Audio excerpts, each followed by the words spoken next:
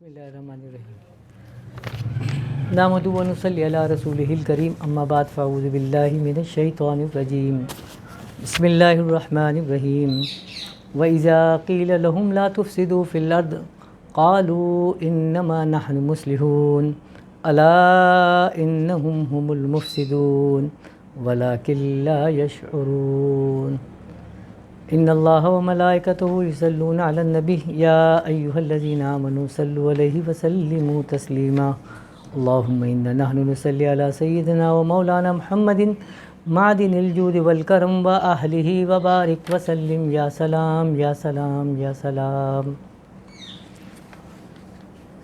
الحمدللہ ہماری جو پچھلی نشستیں رہیں تو جمہوریت اور شورائیت جو پہلا ہمارا موضوع رہا، اس کے بعد پھر ہم نے بات کی، اس سے پہلے عظمت صحابہ رضوان اللہ تعالیٰ علیہ مجمعین رہی، پھر ہم نے جو لاسٹ گفتگو چل رہی تھی وہ ہماری ختم نبوت کے حوالے سے۔ تو چونکہ لاسٹ ٹائم بھی میں نے آپ کو بتایا تھا کہ جو یہ بیان ریکارڈز کرتے ہیں لوگ، تو جس چینل پہ کرتے ہیں تو وہاں پر احمدی حضرات جو ہے وہ کافی اس کو فالو کرتے ہیں، تو ابھی ہماری جو لاسٹ بیان رہا اس میں بھی کچھ کمنٹس آتے رہے، تو وہ بیچاروں کی اپنی جد و جہد تھی۔ بہرحال اب وہ موضوع ہمارا مکمل اس لحاظ سے ہو گیا کہ جو ان کے سوالات تھے یا جو ان کے معاملات تھے وہ ہم نے ریز کیے اور جوابات بھی دیے، اور بہت ساری چیزیں ہم نے جو ہے وہ ایک اسکرین پر ڈال دی ہیں کہ آنے والے لوگوں کو کم از کم یہ احساس ہو کہ ختم نبوت کا اصل مقصد کیا ہوتا ہے یا ختم نبوت کا اصل مفہوم کیا ہے۔ آج اسی موضوع کو ہم لے کے آگے جا رہے ہیں، کیونکہ کنٹینیوشن کے ساتھ جو ہم چل رہے تھے تو حالات حاضرہ کے موضوع کے حوالے سے، اور چونکہ آج کل ایک بڑا موضوع اہم چل رہا تھا تو مجھے لوگوں نے کہا تھا کہ تھوڑا اس کے اوپر بھی آپ بات کر لیں، کرپشن کے حوالے سے، کہ آج کل جو ہے وہ کرپشن کی اور بات چل رہی ہے۔ تو اکارڈنگ ٹو دا اسلامک جو ہمارا کلچر ہے اس کے لحاظ سے کرپشن کا جو معاملات ہیں اس کو تھوڑا سا ہم ڈسکس کر لیں۔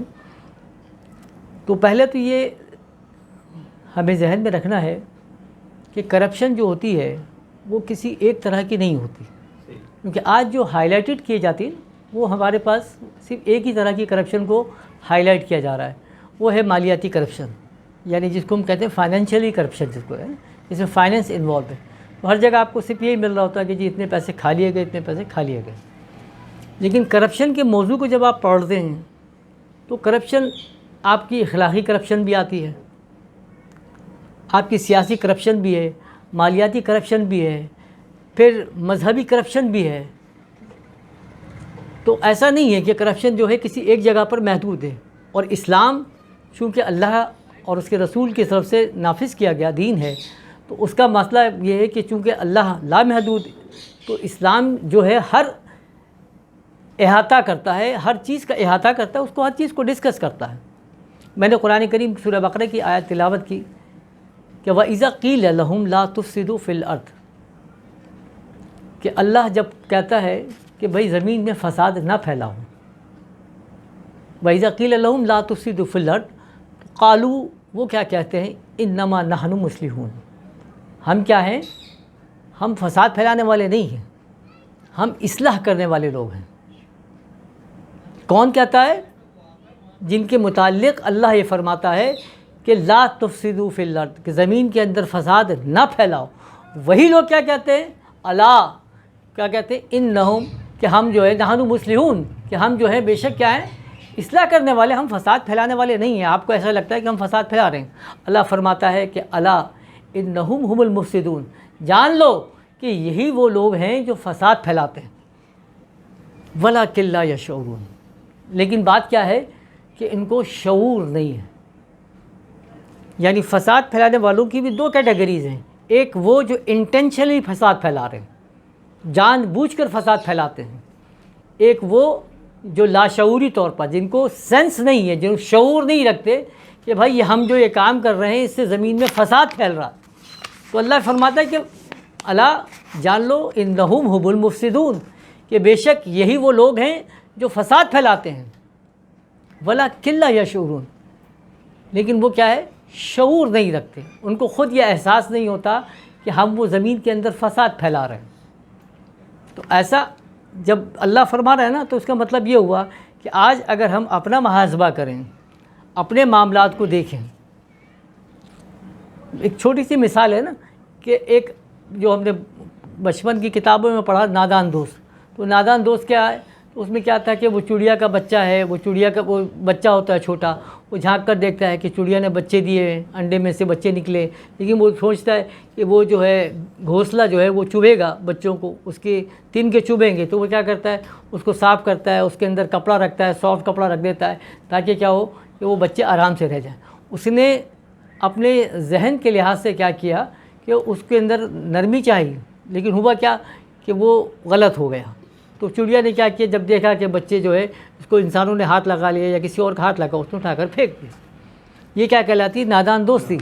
یا اس کو ہم کہیں کہ اس کی وجہ سے ایک فساد پھیل گیا، مگر کیا ہوا، اس کو شعور نہیں تھا۔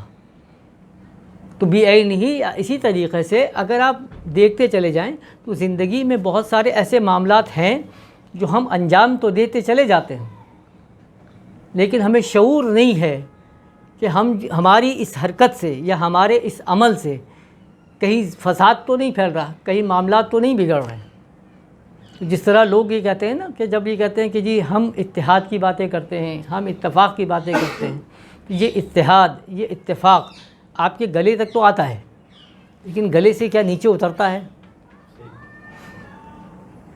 گلے سے کیا وہ نیچے اترا؟ جس طرح بھی دیکھیں نا، ریسنٹلی جو بڑا مسئلہ ہوا وہ کیا ہوا، عظمت صحابہ کانفرنس یا عظمت صحابہ کے حوالے سے کیوں گفتگو ہوئی؟ کیونکہ ہوا یہ کہ جو جلوس نکلے جو محرم الحرام کے، جو شیعہ حضرات کے نکلے، تو وہاں پر کھڑے ہو کر جو ہے وہ لعن طعن کی گئی، جناب امیر معاویہ پہ، ابو سفیان پر لعنت کی گئی۔ ٹھیک ہے، آپ کے نزدیک وہ محترم نہیں ہے، لیکن ایک بہت بڑا طبقہ ہے جن کے نزدیک وہ محترم ہے، آپ نے ان کی دل آزاری تو کری نا۔ پھر آپ جب بات کریں تو آپ کیا کہیں گے کہ نہیں، ہمارا مقصد فساد پھیلانا نہیں تھا، لیکن آپ کو سینس تو ہونا چاہیے کہ آپ کی کسی ایک حرکت کی وجہ سے فساد پھیل سکتا ہے، تو آپ کیوں آپ نے ایسا کام کیا؟ سملرلی جب قرآن کریم سورہ مائدہ کے اندر جب بیان کرتا ہے نا کہ مومن عورتوں سے اس بات پر عہد لے لو کہ وہ زنا نہیں کریں گی، پھر اس کے بعد جو اگلا جملہ ہے وہ بڑا اہمیت کا حامل ہے کہ اللہ فرماتا ہے کہ اور اپنے اوپر کوئی تہمت بھی باندھ کر نہ لائیں گی۔ تو تہمت باندھ کر نہ لانے سے کیا مطلب ہوا کہ زنا کرنا تو بہت دور کی بات ہو گئی نا، لیکن کوئی ایسی حرکت نہ ہو کہ جس کی وجہ سے آپ پر یہ الزام لگ جائے کہ آپ نے شاید کچھ غلط کام کیا ہے۔ مطلب سمپل یہ ہے نا کہ ایک آدمی آفس میں کام کر رہا ہوتا ہے، اس کے ساتھ 50 لڑکیاں بھی کام کر رہی ہیں، عورتیں بھی کام کر رہی ہیں، تو آپ کو کوئی کچھ آبجیکشن نہیں کر رہا ہوگا، کچھ اس انداز سے نہیں دیکھتا۔ لیکن وہی ایک آدمی یا کوئی ایک عورت تنہائی میں کسی کمرے میں بیٹھی ہو، بھلے دین کی کوئی باتیں کر رہی ہو، بھلے کوئی اچھائی باتیں کرو، لیکن باہر والا کیا بولے گا؟ کچھ گڑبڑ ہو گئی نا۔ جس طریقے سے معاشرے میں کیا ہے کہ اگر مسجد کے قریب سے کوئی جا رہا ہوگا تو کوئی یہ نہیں بولتا کہ نمازی آ رہا ہے، لیکن اگر شراب خانے کے پاس سے کوئی گزرتا ہوا آ رہا ہو، بولے گا وہ بھائی یہ بھی شاید وہیں سے آ رہے ہیں، ہے نا، کیونکہ ہمارا جاتا ہے شعور۔ کیوں؟ تو اللہ فرماتا ہے کہ تم تہمت بھی باندھ کر نہ لاؤ اپنے اوپر، یعنی ایسی طرف جاؤ ہی نہ کہ جس کی وجہ سے آپ کے اوپر کوئی تہمت بھی لگ جائے۔ احتیاط، جس طرح میں نے پہلے کہا کہ قرآن کریم نے زنا حرام ہے ایسا نہیں بولا، بلکہ کیا بولتا ہے کہ ولا تقربوا الزنا، کہ زنا کے قریب بھی نہیں جاؤ۔ حلال اور حرام اس وقت پیدا ہوگا جب چیز اویلیبل ہوگی، تو اللہ فرماتا ہے کہ اس کی اویلیبلٹی کی طرف بھی نہیں جانا آپ، کہ آپ جتنا اس کے قریب جائیں گے، جتنا پاس جائیں گے، تو آپ کے دماغ میں، آپ کے دل میں کوئی ایسی چیز پیدا ہو سکتی ہے جس طریقے سے، جس کی وجہ سے کوئی شک یا کوئی شبہ پیدا ہو جائے گا۔ تو آپ ولا تفسدوا فی الارض، جب اللہ نے فرمایا کہ زمین میں فساد نہیں پھیلاؤ، تو فساد نہیں پھیلاؤ تو آپ کو محاسبہ تو کرنا ہوگا کہ آپ کا شعور آپ کو اجاگر کرنا ہوگا کہ آپ دیکھیں تو صحیح کہ کس کس وجہ سے آپ کے اندر فساد پھیلتا۔ آج ہم یہ دیکھیں نا کہ اب جیسا میں نے پہلے کہا کہ قرآن کریم جیسے کہا نا کہ رأیت الذی یکذب بالدین فذلک الذی یدعو الیتیم ولا یحض علی طعام المسکین۔ جیسے میں نے کہا کہ ہمارے پاس کرپشن کی صرف ایک مثال ہے، ایک مثال نہیں ہے، کئی مثالیں ہیں، کیونکہ جیسا میں نے پہلے بھی کہا تھا کہ جو طاغوت کی قوتیں ہیں تین ہیں نا، ایک وہ جو سیاست کا علمدار بنتا ہے، ایک وہ جو مال کا علمدار بنتا ہے، تیسرا وہ جو مذہب کا علمدار بنتا ہے۔ تینوں جگہ سے شیطان حملہ آور ہوتا ہے، تینوں طریقے اپناتا ہے۔ تو ارائیت الذی یکذب بالدین، اللہ فرماتا ہے کہ کیا تو نے اس شخص کو دیکھا ہے جو دین کو جھٹلاتا ہے؟ تو دین کو کوئی جھٹلاتا ہے کیا؟ دین کو کوئی نہیں جھٹلائے گا نا، دین کو جھٹلانے سے کیا مطلب ہے؟ کیونکہ اللہ کیا فرما دیتا ہے، ارائیت الذی یکذب بالدین فذلک الذی یدعو الیتیم ولا یحض علی طعام المسکین فویل للمصلین۔ تو ویل ہے ان مصلیوں کے لیے، ان نمازیوں کے لیے جو دین کو تو مطلب نمازی ہے تو دین کو نہیں جھٹلاتا، بلکہ اس کا ترجمہ اگر اس انداز سے کیا جائے جس طریقے سے عربی میں ہم کہتے ہیں کہ انا العب بالکرہ، کہ میں کھیلتا ہوں بالکرہ۔ بالکرہ کا مطلب کیا ہوا؟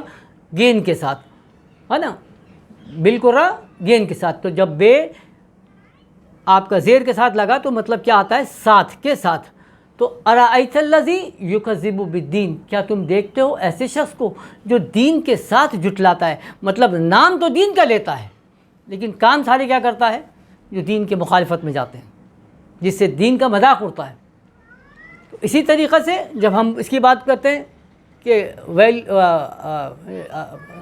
مالیات کے حوالے سے کرپشن کی بات کریں تو اس میں بھی اگر آپ دیکھیں کہ فرعون کی جب ہم بات کر رہے ہوتے ہیں، قارون کی ہم جب بات کر رہے ہوتے ہیں، ان لوگوں کی جنہوں نے دولت کو اپنا سب کچھ بنایا اور کرپشن کو پھیلایا،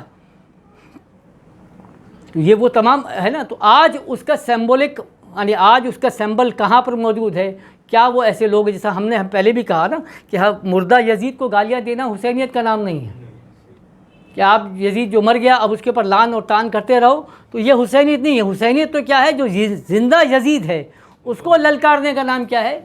وہ حسینیت ہے نا۔ تو آپ زندہ یزید کو کون للکارے گا؟ وہ ہے حسینیت۔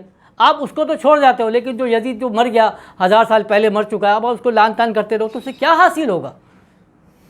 ایسی فرعون کا تذکرہ اگر آپ کرتے ہیں تو ہمیشہ جب فرعون کی بات کر رہے ہیں تو بات یہ ہے کہ پھر موسیٰ کون بنے گا؟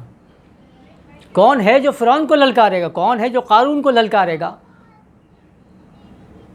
تو وہ جو زمین میں فساد کا باعث بنتے ہیں۔ تو اب وہ کرپشن جو ہم کر رہے ہوتے ہیں نا، جو کرپشن ہے، تو میں نے کہا کہ پہلے ہم یہ دیکھیں تو صحیح کہ ہمارا شعور کتنا ہے۔ دیکھو ایک سمپل سی مثال جو میں نے پہلے آپ کو دی اکنامکس کے حوالے سے، شاید آپ کو یاد ہوگا کہ یہ جو دنیا کے اندر لوگوں کو یعنی غلام بنایا جاتا ہے، کہ وہ کانسیپٹ تو ختم ہو گیا نا کہ پہلے جو فزیکلی غلام بنایا جاتا تھا، اب قانون یہ بنایا گیا ہے کہ لوگوں کو جو ہے غلام اس طریقے سے بنایا جائے کہ آپ ان کو فزیکل غلام نہیں بنیں، بلکہ وہ سب مجبور ہوں آپ کے قانون کے تحت چلنے کے لیے۔ جیسا اب یہ آیا کہ ابھی ایپیڈیمکس آ گیا نا، کورونا کا آ گیا، تو سب کے لیے ایک ہی قانون بنتا چلا گیا پوری دنیا کے اندر۔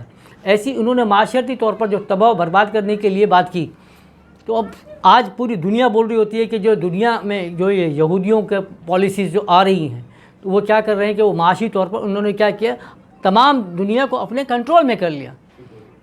اس سے ایک بڑا فائدہ ایلومینٹی جس کو کہا گیا نا، ایلومینٹی کا جو کانسیپٹ دیا گیا کہ وہ جو ایک آنکھ والا ہے، فلاں ہو گیا، یہ ہو گیا جی، اس کی اب یعنی ہر میڈیا کے اوپر، سوشل میڈیا پہ بھرا پڑا ہوا ہے ایلومینٹی کے اوپر کہ جی وہ یہ ہے، ڈالر کے اوپر بھی ایک آنکھ بنی ہوئی ہے، اور یہ ایک آنکھ والے سائن ہیں، وہ اس طرح کے سائن بناتے ہیں، پتہ نہیں کس طرح کے سائن بنا رہے ہیں، وہ سب اسی کی سمبل ہیں۔ تو آپ جب ہم رسول کریم صلی اللہ علیہ وسلم کی اس حدیث کو پڑھیں کہ جو کانا دجال کے اوپر بات کی کہ وہ جو ہے کانا دجال ہوگا، تو ہم نے ابھی تک جو ہے یہی سمجھا تھا کہ شاید وہ جو کوئی ایک شخص ہوگا جس کی ایک آنکھ کاڑی ہوگی، وہ صرف ایک آنکھ ہوگی۔ لیکن آج یہ میڈیا نے آپ کو واضح کیا کہ بھائی دجال جو ہے وہ پوری ایک طاقت ہے، ایک پوری قوم ہے جو آپ کو تباہی بربادی کی طرف لے کر جائے گی، جس کا کام، جس کو اللہ کے رسول نے فرمایا کہ جس کے ہاتھ میں معیشت ہوگی، جس کو چاہے گا رزق دے گا، جس کا چاہے گا رزق ختم کر دے گا۔ تو آج یہ ساری چیزیں کلیئر ہو کے سامنے آ رہی ہیں نا، بالکل آپ کے سامنے کھل کر آ گیا کہ دجال جس کو کہا جاتا ہے، تو دیکھو دجال دجل سے نکلا، دجل کا مطلب ہے دھوکہ دینا۔ دجال کس کو کہتے ہیں؟ جس کا پیشہ ہی کیا ہو؟ دھوکہ دینا ہو۔ جس کا قول کہتے ہیں کہنے کو، قوال جس کا پیشہ ہی کہنا ہو تو اس کو قوال کہا جاتا ہے۔ تو دجال وہ ہے جس کا کام ہی کیا ہے؟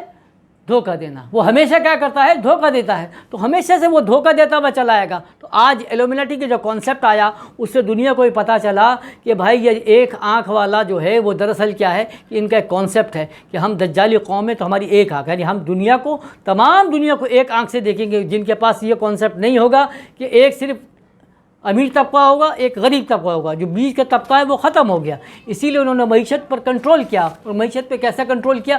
پہلے عام انسان کو بھکاری بنانا سکھایا. کرپشن کی ہم بات کر رہے ہیں نا بھائی، تو آپ پیچھے سے آؤ نا. کیوں ہم نے اپنے آپ کو تباہ و برباد کیا؟ آج اگر آپ اس کی تاریخ پڑھنا شروع کریں، ایلومیناٹی کی تاریخ جو پڑھتے ہیں اس میں، تو ان کا جو سب سے پہلے جو کانسیپٹ تھا وہ یہی تھا کہ دنیا میں لوگوں کے ہاتھ سے دولت جو ہے وہ چھین لو تو دنیا تمہاری غلام بن جائے گی. پھر آپ کو ضرورت نہیں ہے کہ آپ فلسطین میں جائیں یا اسپین میں جائیں، فرانس میں جائیں، کہیں پر بھی جائیں، پوری دنیا سے ان کی دولت کو چھین لیا جائے تو کیا ہوگا؟ دنیا آپ کے کنٹرول میں آ جاتی ہے. تو کیسے کریں گے آپ؟ کیسے چھینیں گے دولت؟ تو کانسیپٹ نکالا گیا. اور وہ کانسیپٹ کیا نکالا گیا؟ وہ نکالا گیا آپ کا کاغذ کرنسی کا. ٹھیک ہے نا؟ کیا نکالا گیا؟ Paper currency. پیپر کرنسی کا کانسیپٹ دنیا کے اندر، یعنی ابھی تک تو نہیں تھا نا، جب تک یہ بادشاہوں کا دور تھا، بہادر شاہ ظفر تک، تو آپ کے پاس کیا چلتی تھی؟ اشرفیاں چلا کرتی تھیں. تو اشرفیاں کو ختم کیا گیا اور اس کی جگہ پیپر کرنسی کو لے کر آیا گیا. پیپر کرنسی آپ کو کیا کرتی ہے؟ پیپر کرنسی نے یہ کیا کہ آپ کا سونا رکھ لیا اور اس کی جگہ پر آپ کو کاغذ دیا. یہ آپ کی کرنسی ہے. تو شروع کے اندر پرابلمز ہوئیں. جس طریقے سے پاکستان بھی بنا تو پاکستان کے پاس کرنسی بنانے کے لیے سونا نہیں تھا، اس کو سونا شو کرنا پڑا تھا کہ ہمارے پاس اتنا گولڈ ہے تو آپ کرنسی بنا سکتے ہیں. آپ کو گولڈ آپ کا رکھا گیا اسٹیٹ بینک سے، اور پھر کیا بنایا؟ آپ کو کاغذ کی کرنسی بنا دی. تو کاغذ کی کرنسی بنانے سے نقصان کیا ہوا ہمیں؟ کبھی ہم لوگوں نے سوچا کہ ہمارے ساتھ نقصان ہوا کیا؟ ہوا یہ نقصان کہ بھائی اب آپ ہے یہاں پر پیاز آپ نے لیتے ہو 10 روپے کلو، اب آپ چلے گئے نیپال میں تو وہاں پر ہو سکتا ہے کہ جی 20 روپے کلو ہوگی پاکستان کے حساب سے.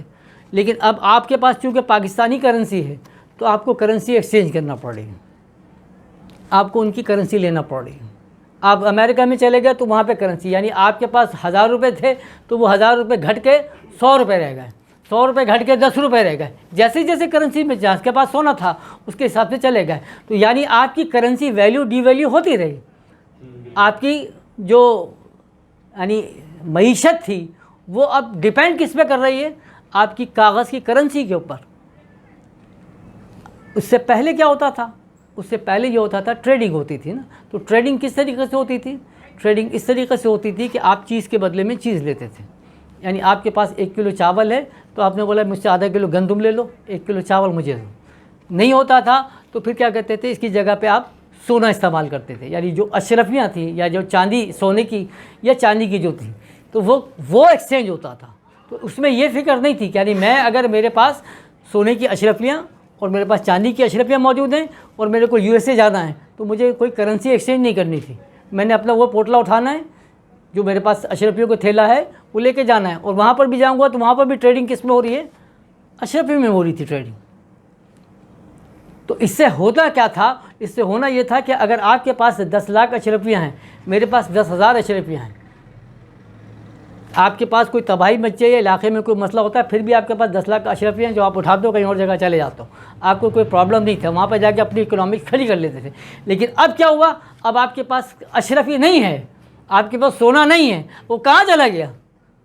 وہ چلا گیا. اب آپ کو چلا گیا کاغذ میں. اب آپ اگر خدا نہ خواستہ یہاں پرابلم ہوا، آپ کہیں اور گئے تو آپ کی کمپنی، آپ کے جو ملک کی کرنسی ہے وہ کیا ہو گئی؟ ڈی ویلیو ہو چکی. یہ ہوا نا حال. افغانستان کا کیا حال ہوا تھا؟ کویت میں جب جنگ ہوئی تو جن کا اتنے مطلب ہائی کرنسی تھی وہ آ کے کیا ہوئی؟ ڈی ویلیو ہو گئی، زیرو ہو گئے. تو جو لوگ ارب پتی تھے وہ لوگ آ کر فقیر ہو گئے، بھکاری ہو گئے. جو افغانستان کے اندر جن کے پاس کروڑوں کا کاروبار تھا وہ یہاں پر اگر کیا ہوئے؟ بھکاری ہوئے. لیکن اگر وہی افغانیوں کے پاس اشرفیاں ہوتی تو یہاں آ کر کچھ ہوتے، وہ اسٹینڈ کرتے، وہ کھڑے ہوتے، وہ چلتے. لیکن کیا یہ جس کو ایلومینٹی کانسیپٹ کیا گیا نا، کہ جس کو کہا گیا کہ کرپشن، ابھی ہم کرپشن تو صرف نواز شریف اور زرداری کی بات کر رہے ہیں، یہ کرپشن تو بہت مطلب آخری اسٹیج کی کرپشنز ہیں، مائنر کرپشن ہیں. پھر اس سے اور آپ کے کرپشن آئیں گے تو پھر وہ گلیوں محلے کی یا گورنمنٹ کے اداروں کی کرپشن ہے، وہ تو اپنی جگہ وہ ساری کرپشن چلی رہی. وعلیکم السلام. لیکن یہ جو کرپشنز ہیں،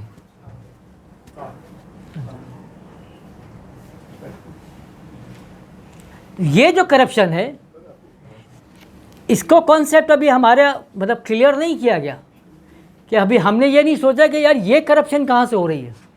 تو آپ اس کرپشن کا اگر بیس دیکھتے ہیں اٹھاتے ہیں تو پہلا جو دیکھیں نا کہ جو انہوں نے کیا, جو یہودیوں نے, جو ان ایلومیناٹیز نے کیا, ان دجالی طاقتوں نے کیا کیا, کہ سب سے پہلا اصول یہ رکھا ہے کہ اگر دنیا سے دولت کو ہٹا لیا جائے تو اب دنیا آپ کی غلام بن جاتی ہے.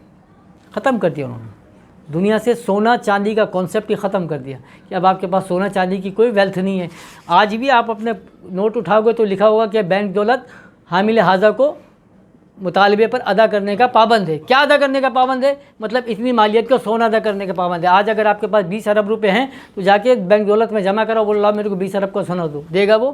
دیوالیہ ہو جائے گا نا, وہ نہیں دے گا. تو کہاں گیا؟ اس کا مطلب ہے یہ 20 ارب روپے کا سونا تھا آپ کے پاس, لیکن گیا کہاں ہے؟ وہ بینک میں. آج اگر خدا نہ خواستہ پاکستان کی ویلیو ڈی ویلیو ہو جاتی ہے یا پاکستان کا کوئی پرابلم آ جاتی ہے تو آپ دنیا میں کہیں بھی جا کر زندہ نہیں رہ سکو گے, یعنی آپ سروائیو بھی نہیں کر پاؤ گے. کیوں؟ کیونکہ آپ کی ویلتھ کو, آپ کی دولت کو کیا کیا ہم نے اپنی جیب میں ڈال دیا. یہ پہلا اصول رکھا انہوں نے اور آج وہ اس اصول کے اوپر کامیاب ہو گئے. انہوں نے دنیا سے دولت کے کانسیپٹ کو ختم کیا. پھر وہی کرنسیز جب آپ کے پاس آئیں, آپ کے گھر میں پیسہ آ گیا تو اب آپ دیکھو کہ انہوں نے پھر دوسرا کانسیپٹ دیا آپ کو کہ یہ جو پیسہ گھر میں رکھا ہے یہ بھی جو ہے وہ ہمارے لیے خطرناک ہے. کیونکہ آپ کے پاس اگر گھر میں 1 ارب روپیہ رکھا ہوا ہے تو اس کا مطلب ہے آپ پھر بھی کبھی نہ کبھی اپنے ڈالر بنا لو گے, کچھ بنا لو گے. تو انہوں نے کہا نہیں, یہ بینک میں رکھنا زیادہ مناسب ہے. یعنی اس پیسے کو جو آپ نے گھروں میں رکھا تھا اس کو نکالنا ہے. نکال کر کہاں لانا ہے؟ آپ کو اس بینک پہ لے کر آؤ. آپ کے پاس پھر کیا ہوا؟ وہ جو کاغذ کی منی تھی وہ ختم ہو گئی, اور وہ بھی ختم ہو کر اب آپ کے پاس ایک چیک والی منی آ گئی. اب آپ کا پیسہ, آپ ارب پتی تو ہیں لیکن آپ کا پیسہ کہاں ہے؟ بینک میں, آپ کی جیب میں نہیں ہے. بڑے بوڑھے کہتے ہیں نا کہ جو ہاتھ میں ہوتا ہے وہی دولت ہوتی ہے آپ کی. جو کسی کی جیب میں یا کہیں اور ہے تو وہ آپ کی دولت نہیں ہے. جو آپ کے ہاتھ میں وہی آپ کی دولت ہے. تو آپ کے پاس 1 ارب روپیہ ہے لیکن وہ بینک میں ہے. بینک آپ کو صرف ایک سلپ دیتا ہے, ایک چیک دیتا ہے, یا آپ کو اب جو ہے شروع کیا انہوں نے ATM کارڈ وغیرہ دے دی, شروع کر دیا کہ یہ آپ کے پاس ATM ہے آپ جائیں. ابھی ہوا نا کتنا پرابلم ہو گیا بینکوں کے اندر کہ بینک میں آپ چلے گئے یا کووڈ کا مسئلہ آیا, بینک بند ہو گئے.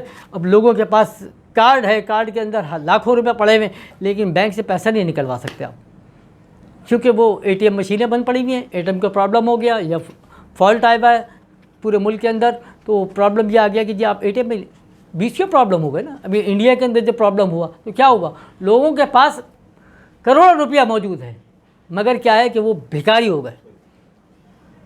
تو قابو میں کیا آپ کی دولت کو, یعنی پہلے سونا اور چاندی کو آپ سے گھسیٹا, آپ کو لے کر آئے کرنسی کے اوپر, پھر کرنسی کو آپ کے گھسیٹا, آپ کو لے کر آ گئے بینک میں. اب بینک کو بھی انہوں نے پھر مزید کیا کیا, آپ کو لے کر گئے کریڈٹ کارڈز کے اوپر, لے گئے نا کریڈٹ کارڈ کے اوپر, وہ پیسہ بھی گیا, سب کچھ گیا. اب آپ کے پاس سمپل بولا کہ بھائی نہ چیک بک کی ضرورت ہے نہ کسی کی ضرورت ہے, آپ سمپل اپنے ایک کارڈ رکھنا ہے, وہ کارڈ رکھ کے چلو زندگی آپ کی آسان ہے. بظاہر تو زندگی آسان ہے لیکن مسئلہ پھر وہی ہے کہ آج اگر بینک کرپٹ ہو گیا تو آپ کہاں گئے؟ تو آپ کہاں گئے؟ دجال جس کا کام ہی دھوکہ دینا ہے, لا یفسدون فی الارض, اللہ فرماتا ہے کہ زمین میں فساد نہ پھیلاؤ. وہ کہتے ہیں زمین میں ہم فساد تھوڑی پھیلا رہے ہیں, اصلاح کر رہے ہیں ہم تو. لوگ بنی زمین کے اندر تو ہم بیلنس کر رہے ہیں. آپ گھر میں اتنا پیسہ رکھو گے, چور آئیں گے, ڈاکو آئیں گے, تو یہ چور ڈاکو بھی کس کی پیداوار ہیں بھائی؟ کس نے پیدا کیے تھے؟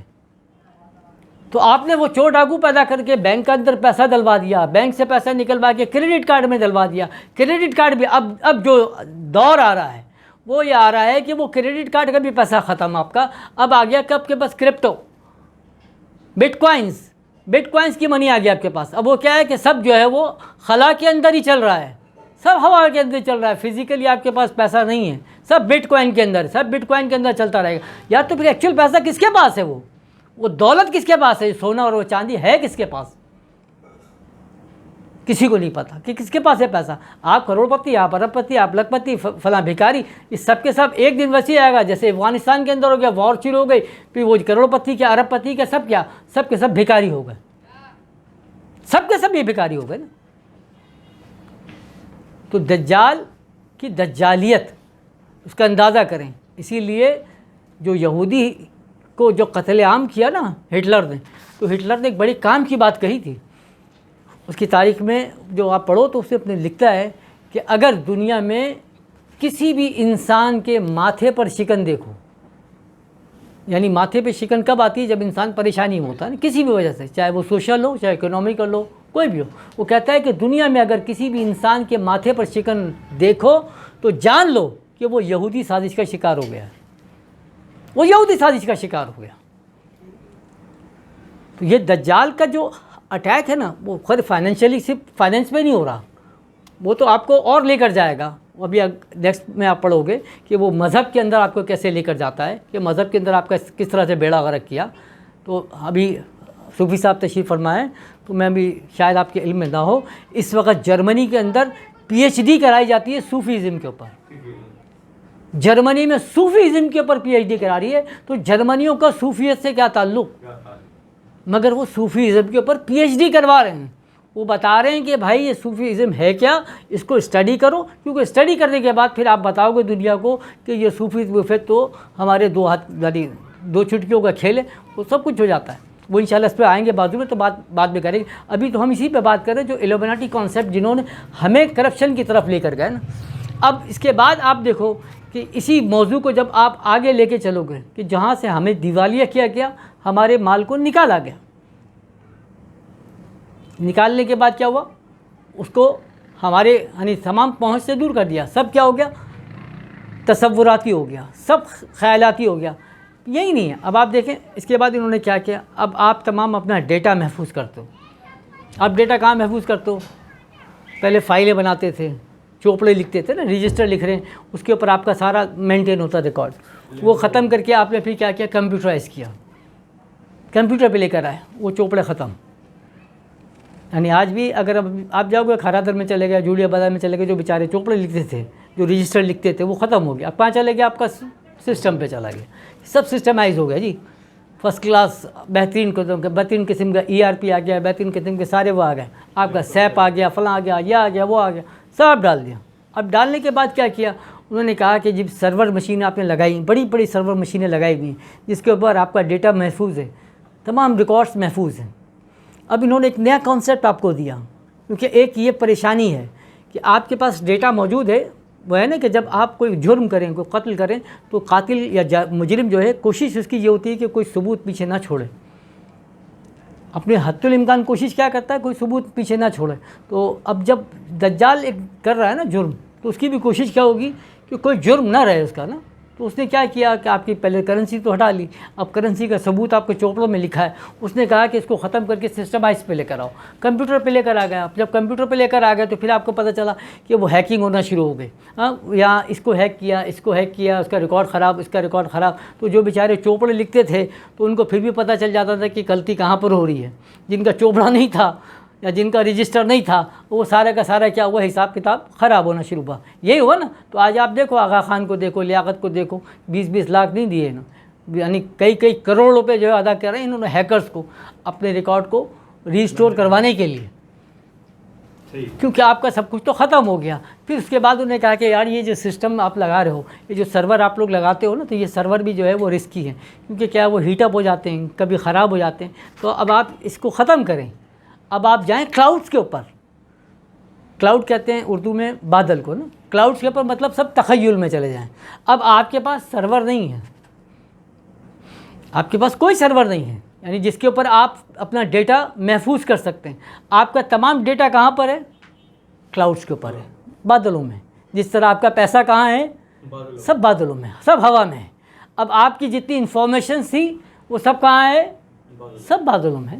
آپ اپنے موبائل پہ اٹھاؤ، کوئی بھی بک ڈاؤن لوڈ کرو، سب کچھ ہو، تو آپ کی فزیکلی بک اس میں موجود نہیں ہے. آپ کا ڈیٹا بک سب کا ہے کلاؤڈ میں. آپ کا کلاؤڈ جس وقت ڈسکنیکشن ہو گیا، اس وقت آپ کا ڈیٹا ختم کسی بھی وجہ سے ہو گیا تو ڈسکنیکٹ. جس طرح ہے نا آپ کے گھر پہ کیبل چل رہا ہے، کیبل نہیں آ رہا، مطلب آپ کے پاس انٹرنیٹ کا کیبل نہیں آ رہا، آپ کو پرابلم ہو یا فون کر رہے ہو، تو وہ تو کوئی بھی آپ کو ٹوپی بنا دے گا نا. وہ تو بولے گا بھائی وہاں سے پیچھے سے فائبر کٹ گیا، پیچھے سے سروس نہیں آ رہی. آپ کو بلیو کرنا پڑے گا، کیونکہ آپ کے ہاتھ میں کچھ نہیں ہے. آپ کا سب کہاں پر ہے؟ کلاؤڈ کے اوپر ہے.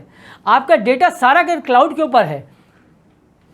ڈیٹا سارا آپ کا کلاؤڈ کے اوپر ہے. اب کچھ بھی مس ہیپ ہوگا اور ہوتا ہے اور ہو رہا ہے تو آپ کے پاس صرف ایک جواب آتا ہے کہ ہم اس کے ذمہ دار ہیں. ہمیں نہیں پتہ، آپ کا جو تھا وہ یہی ہے، جو کچھ بھی اب آپ کو اس کو بھگتے، کیونکہ ہمارے پاس اب کیا ہے اس کا، اور آپ کے پاس کچھ اور سورس ہے نہیں ہے. تو یہ آپ کا ڈیٹا بھی اٹھا کے انہوں نے ڈالا کلاؤڈ کے اوپر، آپ کا مال بھی اٹھا کے ڈالا کلاؤڈ کے اوپر. کیوں؟ کیونکہ 1 یونٹ بنانا ہے، پوری دنیا کو بنانا ہے ایک ہی یونٹ. ہمیں اس سے کوئی غرض نہیں کہ فلسطین میں کیا ہوتا ہے، ہمیں اس سے کوئی غرض نہیں کہ فرانس میں کون رہتا ہے، ہمیں اس سے کوئی غرض نہیں اسپین میں کیا ہے. ہمارا مقصد کیا ہے کہ تمام دنیا جو ہے وہ ہماری کنٹرول میں آ جائے. یہ ساری جد و جہد جو ہو رہی ہے وہ اسی لیے تو ہو رہی ہے نا. اب آدمی کو جب یہ ساری چیزیں آپ کے پاس ختم ہو گئی نا، اب اگلا سوال جو اس کا پیدا ہوتا ہے وہ کیا ہوتا ہے کہ پھر مجھے جب ضرورت ہو تو میں پیسے کہاں سے لوں، یا اور زیادہ پیسے کمانے کی جو تمنا ہے وہ انسان کے دل میں جب تک اجاگر نہیں ہوتی نا اس وقت تک کرپشن پیدا نہیں ہوتا. آج دنیا میں جو کرپشن پھیلتی ہے جو ہمارے حلقہ احباب میں، تو اس کی 90% وجہ تو اس کی بیویاں ہوتی ہیں، عورتیں ہوتی ہیں. وجہ کیوں ہے کہ اس کی بیوی اس کو پش کرے گی کہ یہ چاہیے مجھے، وہ چاہیے وہ چاہیے، وہ کوشش بھی کرے گا کہ نہیں ہے نہیں ہے، تو پھر وہ تنگ آ کے بولتا اچھا، پھر وہ جاتا ہے 2 نمبر کام کی طرف کہ چلو گھر کی ضروریات کو پورا کرنا ہے، فلاں کا ہے فلاں کا فلاں، وہ بیچارہ اس طرف چلے جاتا ہے کیونکہ مجبور ہے. تو پریشر کہاں سے؟ جب تک آپ پریشر جنریٹ نہیں کرو گے نا دنیا کے اندر، کانسیپٹ جنریٹ نہیں کرو گے تو کیا ہوگا؟ کرپشن نہیں بنتی، کرپشن بنانی پڑتی ہے، کرپشن کے لیے ماحول بنانا پڑتا ہے. اب یہ ماحول کریٹ کیا جاتا ہے، تو ماحول کیسے کریٹ کریں ہم؟ مطلب ماحول کیسے کریٹ کریں کہ دنیا میں ہر آدمی کرپٹ ہو جائے. جس طرح لوگ پہلے کہتے تھے کہ مطلب ہم جو ہے وہ سود کا کاروبار نہیں کرتے، ہے نا. ہر مسلمان کو یہ تھا کہ جی چونکہ اللہ نے فرمایا ہے کہ جو سود لیتا ہے تو اللہ اس کے رسول سے اس کی جنگ ہے، تو یہ چونکہ قرآن ہے تو یہ ہمارا بھی ایمان تھا کہ بھائی سود جو ہے وہ حرام ہے، سود لینے والے سے اللہ اور اس کے رسول کی جنگ ہے. مگر آج کے دور میں کوئی مدرسہ بتائیں، آپ کوئی مسجد بتائیں، کوئی آفس بتائیں جس نے اپنا اکاؤنٹ بینک میں نہیں بنایا ہو. سب کی مجبوری ہے نا. یعنی آپ کو کیا میں نے پہلے کہا نا کہ آپ کا پہلے مال لے لیا، مال لینے کے بعد آپ کو مجبور کیا کہ آپ اس حرام کی طرف جائیں جس پہ آپ کا فخر تھا کہ ہم کبھی نہیں کر سکتے، کبھی نہیں کر سکتے. لیکن کیا آج آپ کو مجبور کر دیا. آج کوئی بندہ بھی ہوگا، وہ آفس میں جاب کرتا ہوگا، کاروبار کرتا ہوگا، اس کو مجبوراً اپنا بینک اکاؤنٹ بنانا پڑتا ہے. بینک اکاؤنٹ بنائے گا تو اس کا مطلب وہ اس سسٹم کا حصہ بن گیا. اب صاحب کہتے نہیں ہم نے تو PLS اکاؤنٹ بنایا ہوا ہے، پروفٹ اینڈ لاس اکاؤنٹ بنایا ہوا ہے، تو اس میں تو جو ہے وہ سود کا کاروبار نہیں ہوتا، فلاں کے نہیں ہوتا. تو یہ بیچارے مطلب ظاہری بات ہے ہر کوئی اپنے آپ کو سیو کر رہا ہے نا. تو اب اس کی شرعی شکلیں کیا ہیں اس کو اگر کھول کے دیکھا جائے گا تو بات یہی ہے کہ اگر ہم سور کا نام جو ہے وہ پگ رکھ لیں یا خنزیر کہہ لیں یا اس کو بکری کہہ دیں یا اس کو دمبا کہہ لیں تو وہ چینج نہیں ہوتا، وہ وہی رہتا ہے نا. اب یہ ہماری مجبوریاں ہیں، ہمیں لایا گیا ہے سسٹم کی طرف کہ اب ہم مجبور ہیں. تو اب جب آپ مجبور ہو گئے اس کام کی طرف تو ہم سوال ہوتا ہے نا کہ آج دنیا میں اتنے مسلمان ہیں اور ہماری دعائیں قبول نہیں ہوتی، کہاں سے ہوں گی، کیسے ہوں گی؟ ہمارا جو پہلا لقمہ ڈالا جا رہا ہے وہ اسی سروس کے تحت آ رہا ہے. آپ کا اکاؤنٹ PLS ہے ٹھیک ہے، لیکن اس کو سرو کرنے والے تو سارے سودی ہیں نا. بھائی میں سودی کام کر رہا ہوں، آپ نے بولا جی میں سود کا پیسہ نہیں لوں گا، تو آپ نے بولا اچھا ٹھیک ہے، لیکن ڈال کہاں رہا ہوں میں؟ ڈال تو پھر بھی میں سودی کے کاروبار میں رہا ہوں. اب میرے پاس جو رقم آ گئی تو میں نے آپ کو سود نہیں دے رہا، آپ کو میں نے آپ کی رقم دے دی، آئی کہاں سے؟ اسی جگہ سے گھوم کر آ رہی ہے نا. تو بھائی بات یہ ہے کہ شراب کے کارخانے سے یا شراب کی جو نالی جہاں بہتی ہے اس میں سے زمزم میں آپ ڈال کے نکال لو تو آپ یہ کہو کہ زمزم کی وہ تاثیر رہے گی؟ تو نہیں ہو سکتا، کیونکہ اس کے اندر نجاست تو شامل ہو گئی. تو وہ خیر اور برکت تو اٹھا دی، کیونکہ یہ بنیاد ضروری ہوتی ہے کسی قوم کو اس کے مذہب سے دور کرنے کے لیے کہ جب تک اس کو ناپاکی کی طرف نہ لایا جائے. جس طرح ہمارے والد محترم نے لکھا تھا بڑی پیاری بات کہ جب بچہ یعنی ہر بچے کا قومی لباس کیا ہونا چاہیے؟ شلوار قمیض ہونا چاہیے. تو آپ نے یہی لکھا ہے اس میں کہ وجہ کیا ہے کہ آپ یہ دیکھو کہ جو بچہ بیچارہ ابھی 2.5 سال 3 سال کی عمر میں آپ بچے کو اسکول میں داخل کرتے ہو، جو اس کے شعور کی عمر ہے، اسی وقت سے آپ نے اس کو پینٹ شرٹ پہنا دی. اب وہ پینٹ شرٹ میں بیچارہ بیٹھ کے پیشاب تو کرنے سے رہا، وہ شروع کہاں سے ہوگا؟ کھڑ ہو کے پیشاب کرنے سے. تو اب بڑا ہو جائے، جتنا بھی بڑا ہو جائے، تو وہ مجبوری کیا ہوگی، اس کو جو طریقہ کار ملا وہ ملا ہی وہی ہے کہ کھڑے ہو کے پیشاب کرنے کا. اب کھڑے ہو کے جب پیشاب کرے گا تو جو کھڑے ہو کے پیشاب کرنے کی جو معاملات ہیں، کہ جو نجاستیں ہوتی ہیں، جو معاملات ہیں، وہ ساری کی ساری اس کے ساتھ چپٹ گئی نا. تو لے کر آ گئے آپ کو اس سسٹم کے اندر، آپ کچھ بھی کر لو، نہیں بچ سکے. آپ سود سے بچنا چاہ رہے تھے، آپ کو سود کے اندر گھسیڑ دیا گیا، کہ آپ کو اس طرح سے مجبور کیا گیا کہ آپ بغیر بینک کے کوئی ابھی ایون مطلب کوئی بھی حضرت ہیں وہ کہتے ہیں کہ جی میں ٹریڈنگ کا کام کرتا ہوں تو میں امپورٹ کرتا ہوں یا ایکسپورٹ کرتا ہوں. اور بھائی تو امپورٹ کرتا ہے ایکسپورٹ کرتا ہے، ایل سی کہاں سے کھولے گا؟ بینک میں جا کے کھولے گا نا. تو بینک میں چلا گیا نا، ختم ہو گئی کہانی. آپ یہ مسجد میں چلے جائیں تو مسجد میں چندے کا اکاؤنٹ بنا ہوا ہے نا، تو ان کا آئے گا تو بولیں گے آپ ہمیں چندہ دیں، ورنہ یہ فلاں بینک کا اکاؤنٹ نمبر فلاں ہے، اس میں ہم جو ہے وہ چندہ جمع کرا دیں. تو مسجد والا بھی بینک میں اکاؤنٹ کھول رہا ہے، مدرسے والا بھی بینک میں اکاؤنٹ کھول رہا ہے، ہر کوئی بینک میں اکاؤنٹ کھول رہا ہے. آپ بول رہے تھے میں سود کے خلاف جنگ ہے. ارے بھائی تو سود کے خلاف کیسے بچو گے؟ کہاں سے بچ رہے ہو آپ؟ کیونکہ یہ عام آدمی کی سوچ نہیں ہے، یہ دجالیت کی سوچ ہے جس کا کام ہی دھوکہ دینا ہے. تو ہم جہاں تک سوچ رہے ہیں یا جہاں ہماری سوچ ختم ہوتی ہے کہ عام انسان کی، دجال کی سوچ وہاں سے شروع کرتا ہے. اس کو پتہ ہوتا ہے کہ مجھے اب کہاں جانا ہے، یہ جا کر تھکے گا کہاں. تو میں نے کہا نا کہ پہلے اس نے اٹھایا آپ کے پیسے کو، آپ کو اٹھا کر یہاں پر لایا کہ آپ کو دجالیت میں لانے کے لیے آپ کے بچوں کو بچپن سے کھڑے ہو کے پیشاب کرنا سکھایا. بولا تم کو پاکی کا بہت زیادہ خیال ہے نا، آؤ دکھاتا ہوں میں تم کو پاکی ہوتی کیسے. بولیں کہ آدمی کے پیشاب کے قطرے کپڑے پہ لگ گئے تو ناپاک ہو گئے، دعا قبول نہیں ہوتی، فلاں نہیں ہوتی. یہ ساری باتیں مولوی صاحب تو بیچارے بولتے ہی رہتے ہیں، لیکن اب کریں تو کیسے کریں؟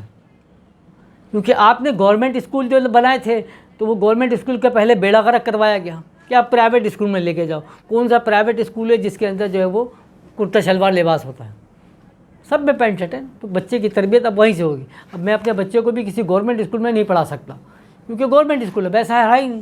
اب مجبوراً آپ ڈالوں گا پرائیویٹ اسکول میں. جب پرائیویٹ اسکول میں جاؤں گا تو میرا بچہ بھی وہیں پہ جائے گا، وہی پینٹ شرٹ پہن کے جائے گا. اس کو لاکھ میں بولوں بھائی بیٹھ کے پیشاب کیا کر، وہ بیچارہ اسکول میں جا کے کیا کرتا ہوگا؟ یہی کرے گا، مجبوری ہے اس کی.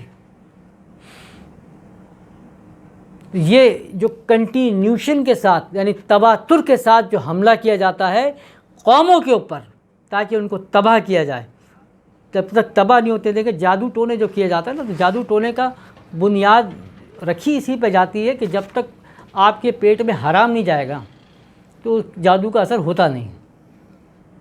پیٹ میں حرام کا جانا ضروری ہے. تو اسی لیے وہ دیکھا ہوگا نا کہ جادو کرنے والے وہ سور کا گوشت کھلا رہے ہیں تو الو کا گوشت کھلا دو یا ناپاک چیزیں وہ کسی طریقے سے وہ بتاتے ہیں کہ یہ گھول پلا کے اس کو پلا دو. تو کیوں؟ تاکہ اس کے پیٹ میں حرام جائے گا تو اب کیا ہوا، دعائیں قبول ہونے والا معاملہ ختم. ناپاکی اندر پیدا ہو گئی، اب ناپاکی ہو گئی تو اب ناپاک چیزوں کو حملہ آرام سے ہو جائے گا اس کے اوپر. جبکہ ہمارے پاس جو تربیت دی گئی رسول کریم صلی اللہ علیہ وسلم نے، جو صفائی نصف ایمان ہے، طہارت کا دیا گیا کہ ہر چیز میں اپنی پاکیزگی رکھو. یہاں تک کہ حکم یہ دیا گیا کہ زیادہ تر جو ہے وہ باوضو رہو، کہ کوشش کرو کہ ہر وقت باوضو رہیں. تو کیونکہ اس صورتحال کے اندر پھر کیا ہوتا ہے، ناپاک چیزوں کا حملہ ہونا ناممکن ہوتا ہے. تو اس ناپاکی کو پیدا کرنا ضروری تھا. اگر آپ کو، کیونکہ اگر آپ دیکھو نا تاریخ میں جس طرح الزبتھ ٹیلر نے کہا، جو مارگریٹ تھیچر نے، اس نے کہا کیا تھا کہ مطلب دنیا کے اندر جو انقلابات آئے ہیں ان کو اسٹڈی کریں تو اس میں ایک واقعہ آج تک سمجھ میں نہیں آتا کہ محمد مصطفیٰ صلی اللہ علیہ وسلم کی جو تحریک اٹھی اور اتنے قلیل عرصے میں جس طریقے سے اس نے دنیا پر غالب ہے، تو یہ آج تک یہ معجزہ سمجھ میں نہیں آتا ہے کیسے ہو گیا. تو دنیا تو پریشان تھی. جیسا میں نے پہلے بھی کہا کہ جنگ جو ہے وہ خداؤں کی جنگ نہیں تھی کہ تم ایک کو پوچھتے ہو، میں 3 کو پوچھتا ہوں، میں 33 کروڑ بھی دیتا ہوں. جنگ جو ہے جو آج بھی جاری ہے وہ صرف کس کی؟ نظام کی ہے. کہ اگر اسلام کا نظام قائم ہو گیا، کیونکہ اسلام کبھی اس بات کو نہیں بولتا آپ کے برابر میں اگر ہندو رہتا ہے وہ 33 کروڑ دیوی دیوتاؤں کو پوچھتا ہے، تو اسلام نہیں بولتا کہ جا کے ہندوؤں کو مار دو. اگر کوئی کرسچن رہتا ہے وہ ٹرینٹی پہ یقین رکھتا ہوگا تو آپ اس کے اعتقاد کو نہیں مانتے، لیکن آپ کو یہ حکم نہیں دیتا کہ جا کے اس کو قتل کر دو، وہ تو نہیں بولتا نا. تو اس کے خداؤں کی بات کیا ہے؟ نظام کی جنگ ہے.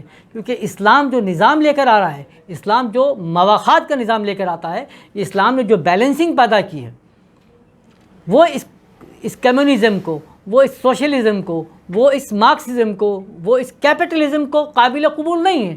کہ کیسے جو ہے ایک متبادل نظام قائم ہو جائے جو یہ بات کرے کہ بلال حبشی اور حضرت عمر ایک ساتھ کھڑے ہو جائیں. کیسے ہو سکتا ہے کہ صہیب رومی جیسا ایک غلام جو روم سے لایا گیا اور وہ غلام رہے اور وہ آ کر حضرت ابو ذر غفاری رضی اللہ عنہ کے دسترخوان پر بیٹھ کر کھانا کھا لے؟ نہیں، یہ کہتے ہیں کہ اگر یہ آ گیا تو پھر دنیا کے اندر تو ہر چیز بیلنس رہ جائے گی۔ بیلنس ہونے کا مطلب یہ ہو گیا کہ جو ہمارا مقام جو ہے دوسروں کے برابر ہو جائے گا۔ جس طرح ابو سفیان جب رسول کریم صلی اللہ علیہ وسلم کی خدمت میں آ رہے ہیں تو آنے کا اجازت چاہی، منع کر دیا گیا، آنے کی اجازت چاہی، 2-3 دفعہ پوچھا گیا کہ منع کر دیا۔ اتنے میں جناب بلال حبشی آئے، وہ آئے آتے ساتھ دربار رسالت میں داخل ہو گئے، تو ابو سفیان کو برا لگ گیا کہ یہ کیا بات ہے، ہم سردار مکہ ہیں اور ہماری یہ عزت کہ ہمارے کو جو ہے لائن میں بٹھایا ہوا ہے اور ایک غلام جو ہے وہ کل کا آیا ہوا وہ سیدھا اندر چلا گیا۔ تو صحابہ نے کہا کہ اسلام سب سے پہلے تمہارے پاس آیا تھا، تم نے قبول کیا تھا، اس غلام نے قبول کیا تھا۔ تو ان اکرمکم عند اللہ اتقاکم، اللہ کے نزدیک تو تقوی مکرم ہے، یہ تھوڑی ہے کہ تم سردار ہو کچھ بھی ہو۔ تو ایسا نظام آنے والا تھا نا، اور ایسا نظام آ کر رکھا نا، تو دنیا کو جو تکلیف تھی آپ کے ایک خدا ماننے سے تکلیف نہیں تھی۔ لوگ کہتے ہیں کہ جی وہ ایک خدا کا کانسیپٹ نیا تو نہیں تھا نا۔ عبداللہ بن ابی جو رئیس المنافقین تھا، عبداللہ بن سبا اور نکالتے تو سب عبداللہ کا نام رکھتے آ رہے تھے نا، اللہ کو تو مانتے تھے، لیکن بات کیا تھی کہ اس دین سے جنگ تھی، اس دین کے خلاف اٹھنا تھا۔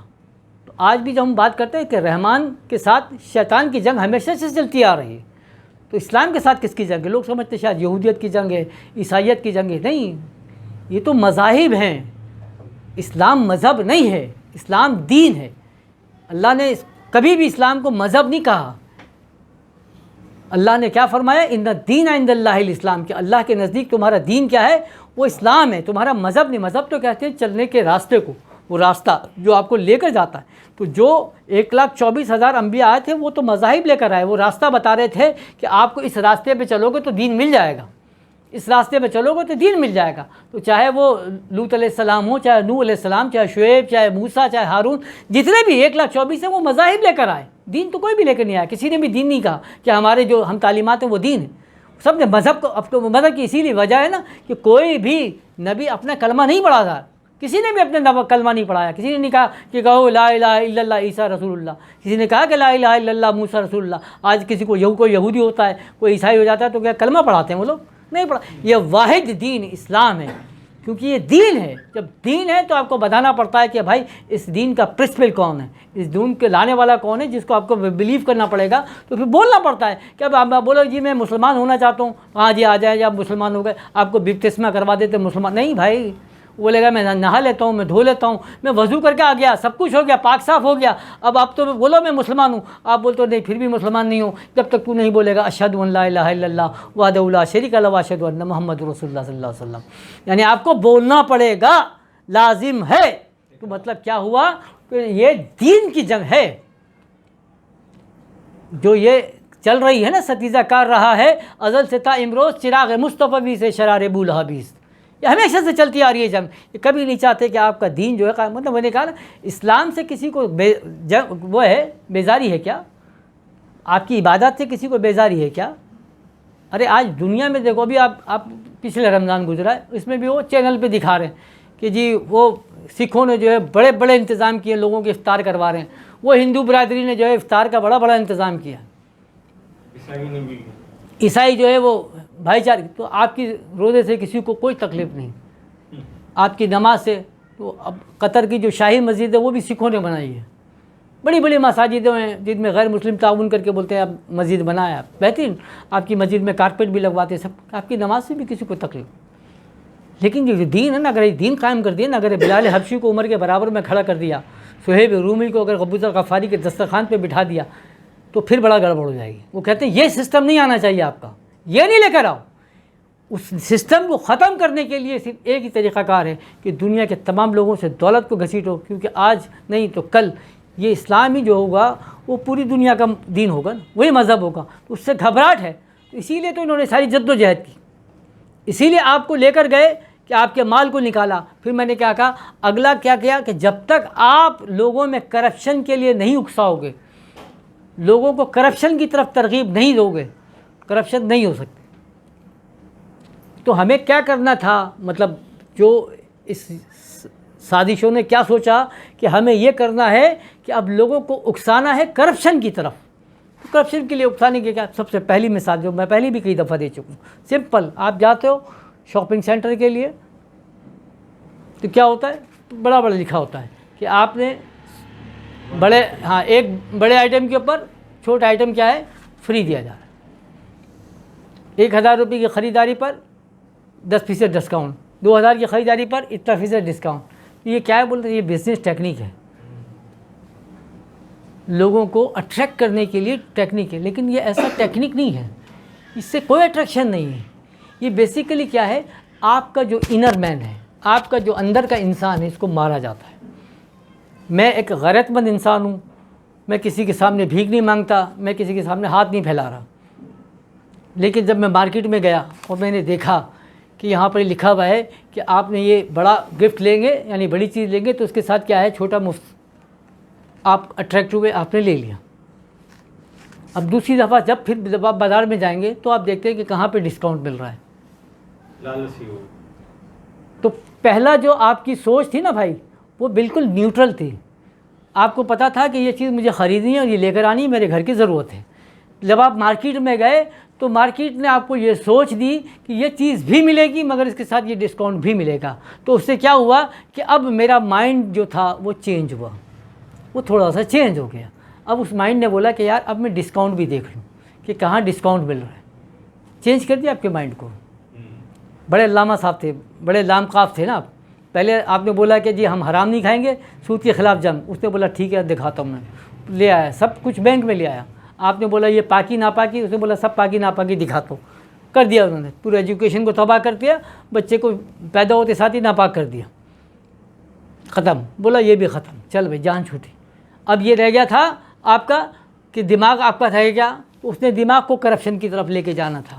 تو کرپشن کے لیے آپ کو یہ اٹریکشن دی گئی کہ ایک بڑے کے ساتھ چھوٹا مفت, اتنا خرید لو تو اتنا مفت, ہاں ہر چیز میں. تو اب جب 1 دفعہ 2 دفعہ 3 دفعہ جب آپ بازار جانے لگے, آپ کی خواہشات بڑھتی چلی گئی, آپ کی خواہشات بڑھتی گئی کہ ہر دفعہ آپ نے سوچنا شروع کیا کہ مجھے ڈسکاؤنٹ کہاں ملے گا, مجھے سستا کہاں ملے گا. یہ ہوا نا, ہوتا چلا گیا. اچھا اب جو آدمی کو ڈسکاؤنٹ والا ہے, تو یعنی ایک بچہ جو بیچارہ 10 سال کا تھا, وہ 10 سال سے لے کر 25 سال کی عمر تک بازار جاتا تھا, ہر دفعہ اس کو کیا ملتا رہا, ڈسکاؤنٹ ہی ملتا رہا. اس کو ہر چیز سمجھ میں آتی رہی کہ بڑے کے ساتھ چھوٹا فری ہو گیا.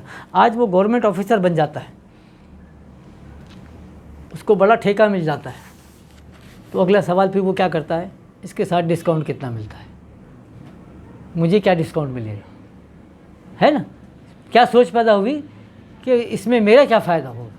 یہ سوچ کہاں سے پیدا کی اس نے, یہ سارا ڈسکاؤنٹ ہے. اگر میں کہتا کہ مجھے نہیں چاہیے, آج بھی دیکھو لوگ, آپ راستے میں جاؤ تو جگہ جگہ پہ سوزوکی لے کے بیٹھے ہوتے ہیں, یہ سرف کی ڈبہ لے لیں آپ, بالکل فری ہے آپ کے لیے کمپنی کی طرف سے. اچھا بھائی وہی اس کے جو اندر سے کوپن نکلنا ہے وہ میں دے دیں. بھائی کوپن کس چیز کا ہے, یہ اس میں دیکھیں 60,000 روپے کی بھی چیز نکل آتی, وہ نکالا بھائی نکل آئے گی 50,000. آپ ایسا کریں بھائی 5,000 روپے دیں اور یہ لے لیں.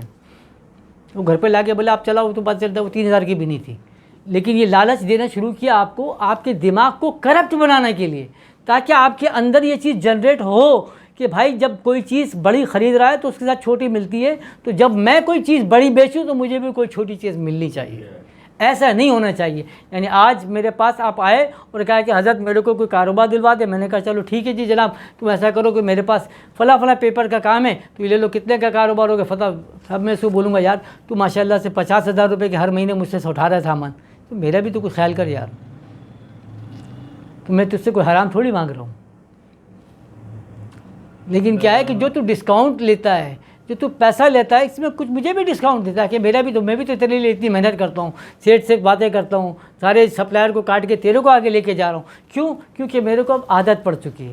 کس چیز کی عادت پڑ چکی ہے؟ ڈسکاؤنٹ لینے کی. تو اب ڈسکاؤنٹ کی بات, رشوت کا نام جو ہے وہ آپ نے کیا کیا, بدل دیا. اب اللہ کے رسول نے جو فرمایا کہ الراتشی والمرتشی کلاہما فی النار, رشوت لینے والا بھی اور رشوت دینے والا بھی دونوں جہنمی ہیں. تو یہ حدیث تو ہم نے سب سے سن لی, لیکن آج آپ کسی سے بھی جاؤ تو کوئی یہ نہیں بولے گا کہ میں رشوت لیتا ہوں.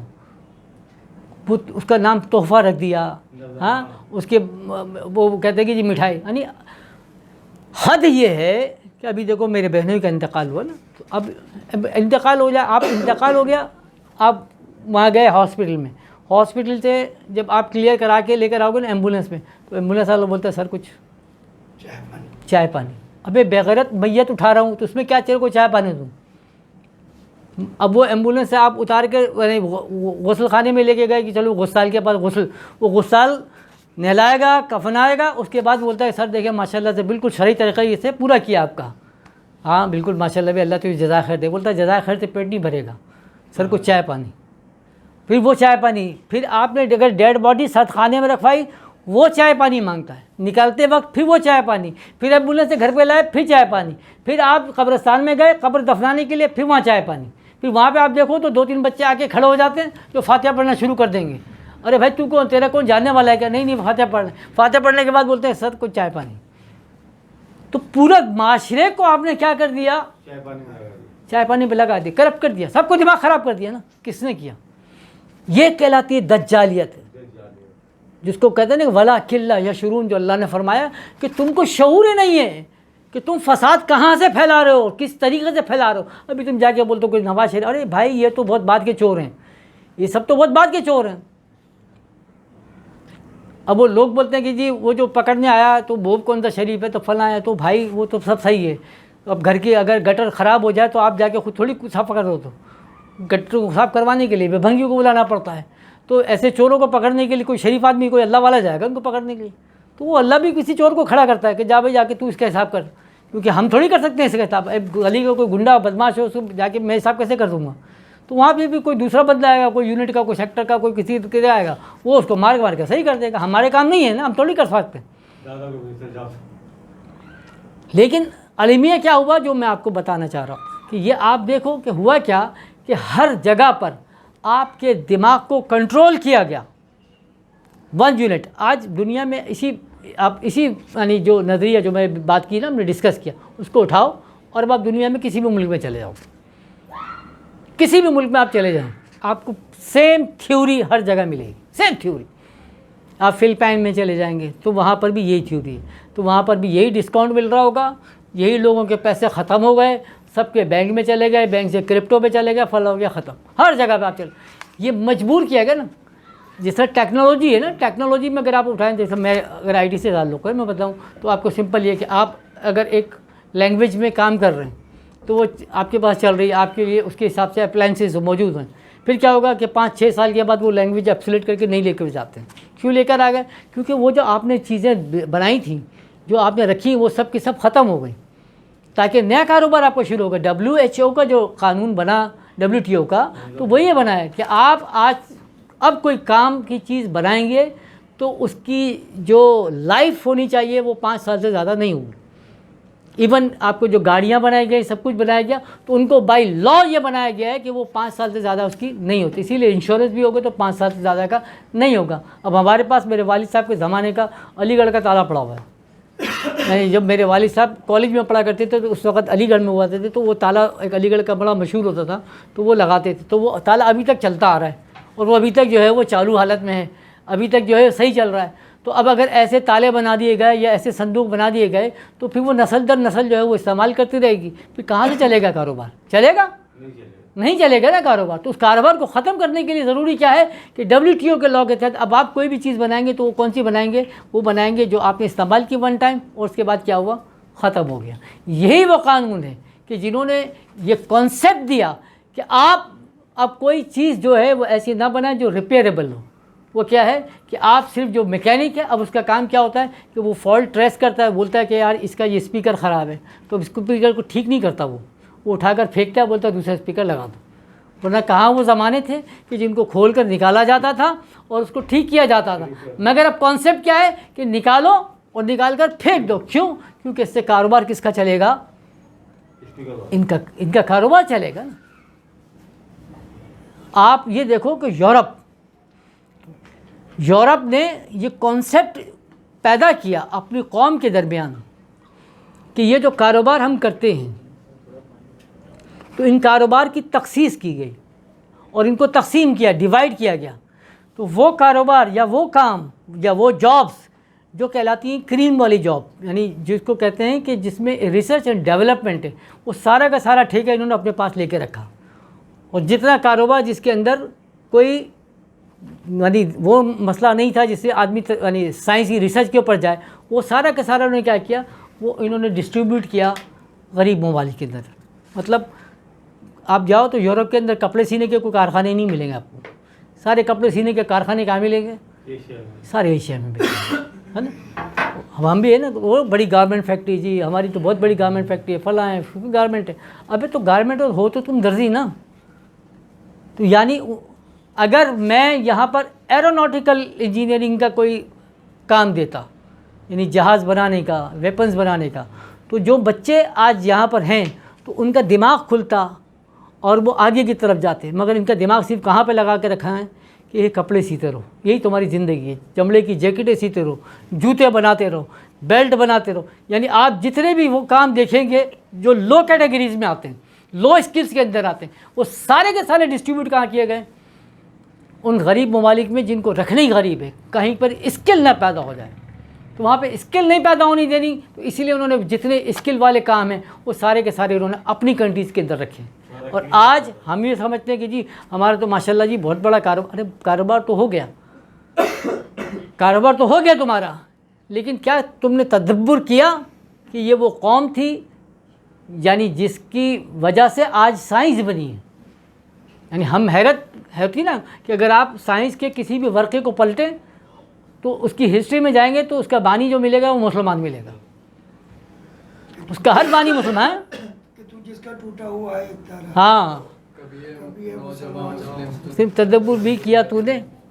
تو بات یہ کہ نوجوان مسلم بیچارہ کیا تدبر کر پائے گا، تو اس کو تو رکھا ہی نہیں نا. تو آپ یہ دیکھیں گے تو ہر سائنس کے ورک کو جب بھی پلٹے، چاہے وہ فزکس ہو، چاہے وہ کیمسٹری ہو، چاہے وہ میتھ ہو، چاہے وہ الجبرا ہو، ہاں چاہے وہ بایولوجی ہو، چاہے وہ باٹنی ہو، ہر پنے کو آپ جب پلٹتے ہو تو اس کے پیچھے ملتا ہے ایک مسلم کا کہ وہ بانی تھا اس کا. تو ان کو پتہ تھا کہ یہ وہ قوم ہے. آج انہوں نے ان سے وہ چیز کو چھین لیا نا. یعنی آپ کی روح کو نکال دیا. اب آپ کے پاس صرف ایک مٹی رہ گئی، خاک رہ گئی، جس کو جو بیچاری جو ہے وہ انہی چیزوں کے اندر ہے نا. وہ اب کیا رہ گیا؟ وہ اگر جو بیچارہ دیوبندی مسلک کا ہے تو اس کی صرف کوشش یہ رہ جاتی ہے کہ میں بریلویوں کو جو ہے نا بولتا رہوں، بریلوی ہوگا تو وہ بیچارہ یہی سوچتا رہے گا کہ میں نظر نیاز کو جو ہے نا وہ ثابت کرتا رہوں. شیعہ جو ہے وہ بولتا رہے گا جی حال حسین کو فلاں کو وہ سپہ صحابہ والے. ان کی زندگی کا مقصد انہوں نے یہ رکھا کہ آپ نے کرنا ہے کیا بھائی، اسی میں جانا ہے، اسی میں مرنا ہے. جو نارمل میں بندہ ہے وہ بولتا ہے بھائی ہم تو سیدھے سادھے مسلمان ہیں. ابھی سیدھے سادھے مسلمان کیا ہوتے ہیں اور مطلب ٹیڑھے مسلمان کون سے ہوتے ہیں؟ ڈیفائن کر سکتا ہے کوئی؟ بیکار کی بات ہے. تو مسلمان ہوتا ہے، سیدھے سادھے اور غیر سیدھے سادھے یہ تو کوئی کانسیپٹ نہیں ہے نا. وہ سیدھے سادھے کا جی ہم تو نماز پڑھ لیتے ہیں، وہ جو بھی ہے اللہ کر لیا ختم. ابھی تو نے نماز پڑھ لی، اللہ پڑھ لیا، رسول کر لیا، لیکن تیری ذمہ داری کیا تھی؟ اللہ نے رکھا کہ یہ کیا صحابہ کرام کو نہیں پتہ تھا؟ یہ جنہوں نے سائنس جن کی وجہ سے آج کھڑی ہوئی نظر آ رہی ہے آپ کو، ان کو نہیں پتہ تھا کیا؟ سب کو پتہ تھا. لیکن آپ کا ذہن میں یہ بات اب فٹ کر دی گئی ہے کہ آج ایک نوجوان بچہ باہر کھڑا ہوا بھی ہوگا نا تو اس کے کوئی مذہب کی بات کرو تو بولے یار یہ بنیاد پرستی کی باتیں نہیں، یہ فلاں کی باتیں. ارے بھائی کیا بنیاد پرستی؟ تو اسلام ہے، اسلام کی بات کر رہے ہو تو اسلام تو ہے ہی بنیادی. تو تمہاری بنیاد اگر نہیں ہے تو تم کو کیا پتہ؟ نہیں ہم بس سمجھ لو. تو وہی بات جو میں نے ہمیشہ کہا کہ جو امام حسین اور یزید کے معاملات تھے نا، کہ کیا تو یزید بھی یہی چاہتا تھا کہ جو آپ کا دین ہے نا، جو آپ کا مذہب ہے، بس وہ اس کو مسجدوں میں مدرسوں میں رکھو، اس کو یہاں لے کر نہیں آؤ، پبلک میں نہیں لاؤ. پبلک میں لاؤ گے تو پھر یزید نہیں رہے گا نا، پھر وہ یزید کی بادشاہتیں نہیں رہیں گی، وہ تو اڑ جائیں گی. کیونکہ اگر دین باہر آ گیا، مذہب یعنی دین جو ہے مسجدوں سے باہر آ گیا تو پھر کس کی بادشاہتیں باقی رہ جائیں گی؟ پھر تو وہ ایک ٹھوکر مڑا دیں گے. جس طرح حضرت عمر رضی اللہ تعالیٰ کے دور میں، حضرت ابوبکر صدیق رضی اللہ تعالیٰ کے دور میں لکھا گیا نا کہ اگر تم نے اسلام کو قبول کیا تو ٹھیک، ورنہ نہ تمہارا تخت رہے گا نہ تاج رہے گا. وہی خالد بن ولید رضی اللہ تعالیٰ جو نیزے گاڑتے ہوئے جا رہے ہیں، بادشاہ نے کہا کہ تیری یہ ہمت کی نیزے گاڑتا ہے، تو آپ نے کیا فرمایا کہ تو آج نیزے قالین میں گاڑ رہا ہوں، اگر اسلام قبول نہ کیا تو یہ نیزے تیرے سینوں میں گاڑ دیے جائیں گے. تھی نا، ہمت پیدا کیا تھا. پھر ستاروں کے علم کی باتیں کریں آپ، گھوڑوں کے علم کی باتیں کریں، تو صحابہ کرام وہیں سے نکلا نا، سارا وہ قرآن سے نکلا. ایک چھوٹا سا واقعہ بتا کر میں آگے بات مکمل کروں کہ مولا علی سے کسی نے پوچھا کہ زمین سے چاند کا راستہ کتنا ہے؟ زمین سے چاند کا راستہ کتنا ہے، کتنی دور ہے؟ تو آپ نے کیا فرمایا؟ کیونکہ مولا علی کو یہ اللہ تعالیٰ نے مقام دیا تھا نا کہ وہ آپ مجلس میں بیٹھ کر کہتے تھے کہ مجھ سے سوال کرو، مجھ سے سوال کرو، کیونکہ میں تمہارے سوالوں کو جواب دوں گا. تو لوگ سوال کرتے تھے. تو یہ بڑا سوال، تو کئی سوال آتے ہیں جو آپ نے سنے ہوں گے، اور ہر ایک میں کمال عرفان ہے. تو حضرت علی سے جب یہ پوچھا گیا کہ زمین سے چاند کا کتنا فاصلہ ہے، تو آپ نے کیا فرمایا کہ اگر ایک عربی گھوڑا جو جوان ہو اور وہ اپنی اوسط رفتار کے ساتھ دوڑتا رہے، تو آپ نے فرمایا کہ وہ جتنے دن، یعنی بتایا کہ جتنے دن وہ سفر کرے گا اتنا جو ہے وہ زمین سے چاند کا فاصلہ ہے. اب اس دور میں تو ظاہری بات ہے کس نے کیلکولیٹ کیا، بات تو آئی گئی ہوگی نا. اب آج کے دور میں اس حدیث جو حضرت علی کی ہے اس کو جب انالائز کیا گیا تو حیرت ہوئی کہ حضرت علی کو پہلے تو یہ کہ گھوڑوں کا علم تھا. سب سے پہلے تو کیا ہے، گھوڑوں کا علم تھا. ورنہ وہ کہتے کہ ترکی گھوڑا، پاکستانی گھوڑا یا ہندوستانی گھوڑا یا فلاں کا گھوڑا، نہیں. تو اس کا مطلب کیا ہوا، گھوڑوں کا علم ہے. تو اسی لیے آپ نے کیا کہا، عربی گھوڑا. پھر عربی گھوڑا بھی کون سا، جو جوان ہو. تو یہ بھی معلوم ہے کہ جوان، بچہ اور بوڑھا کس رفتار سے دوڑتے ہیں. پھر اس کی رفتار کا علم کہ کتنا وہ چلتا ہے. پھر آپ بتاتے ہیں کہ ایک دن میں وہ اس رفتار سے اگر چلے گا تو کتنا فاصلہ طے کرے گا. تو اس کی کیلکولیشن کر کے آپ نے کیا بتایا کہ اگر وہ اتنے دن چلتا ہے تو اتنا فاصلہ ہوتا ہے. آج جب سائنس نے اس کے حساب سے کیلکولیشن کی تو کم و بیش اتنا ہی ملتا ہے. بنا بھی ہارس پاور. ہاں، پھر اسی لیے وہ ہارس پاور بھی بنا. تو وہ ہارس پاور بھی بنتا چلا گیا کہ جب گاڑی بھی چلتی ہے تو بولتے ہیں ہارس پاور ہے.